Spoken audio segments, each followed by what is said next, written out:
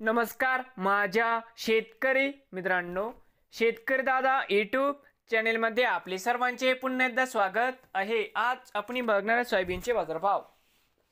अकोला जिल्ह्यातील मूर्तिजापूर व तसेच अकोला या बाजार समितीचे आजचे सोयाबीन बाजारभाव म्हणजे दिनांक 27 मे 2025। सर्व शेतकऱ्यांनी हा व्हिडिओ संपूर्णपणे बघा, कुठे न स्किप करता।